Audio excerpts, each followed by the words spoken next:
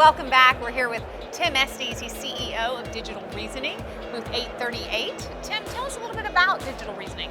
Well, digital reasoning is a leader in this new space called cognitive computing.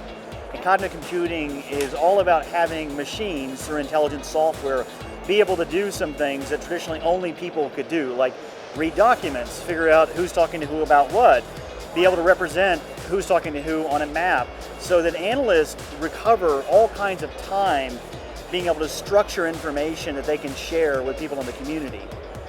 This becomes essential as the demands from the mission require fast answers over inhuman amounts of data, and that just can't be hired out of. Right. And with the backlog of clearances and training, we really need to turn analysts into kind of super analysts and augment them.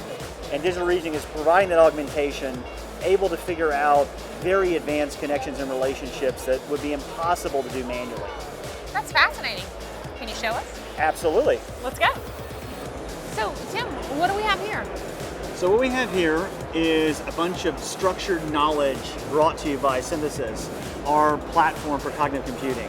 And to really show you the kind of way it augments the analyst and brings coherence from chaos, I'm going to let Mike take you through it. Oh, hi, Mike. Howdy. So for this demonstration, we pulled together about 50,000 news articles from a variety of topics. Now, usually when you're dealing with that kind of data, it's hard to figure out how to find what you're looking for. You're going to be using keyword searches, you're using ontologies, and those are a little bit like fishing, where you're only going to find the fish that like your bait.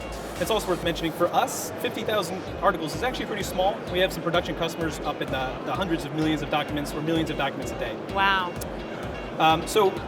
So the first step up here for us is to actually read all the data. We're not using those keywords, we're not using those ontologies, we're reading every sentence and keeping track of all of it. So for this demonstration, we trained Synthesis to understand three kinds of topics: refugees, terrorist activities, and geopolitical events.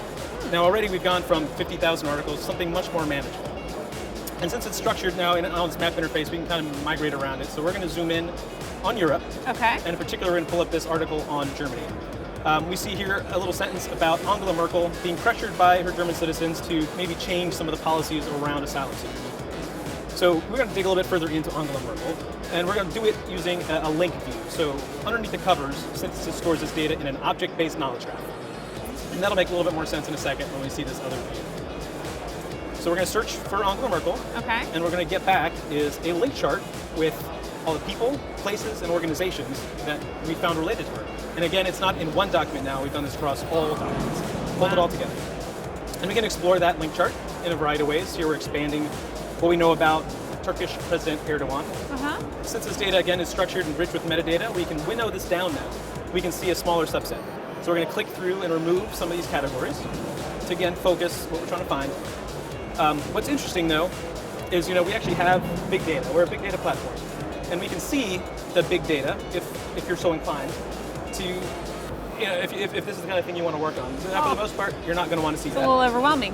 It is. It's kind of pretty. Yeah. But we'll hide that for now. Okay. And what we're going to explore is that relationship between Angela Merkel and President Erdogan. And we can see here that there's 6 sentences that join them together. We can click on that and see those 6 sentences. Again, we've gone from 50,000 articles to that smaller map now to 6 sentences that have just that relationship.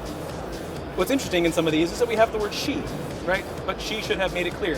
Who is she, and how did we know that that's Angela Merkel? And really, that's sort of the magic of synthesis analytics. That's the power of cognitive computing.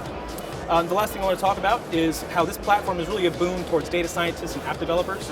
We put this structured data in a format that's now easy to manipulate by those kind of engineers.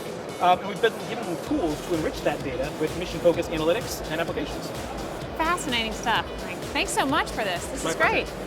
Tim, I've really enjoyed this booth tour. You guys Thank have you. a lot of great things going on here. Yeah, the team's doing some wonderful stuff and trying to do it for a very important mission. Absolutely fascinating software. This is Tim Estes. We're at Digital Reasoning, booth 838. You should come check it out for yourself and get the full demo.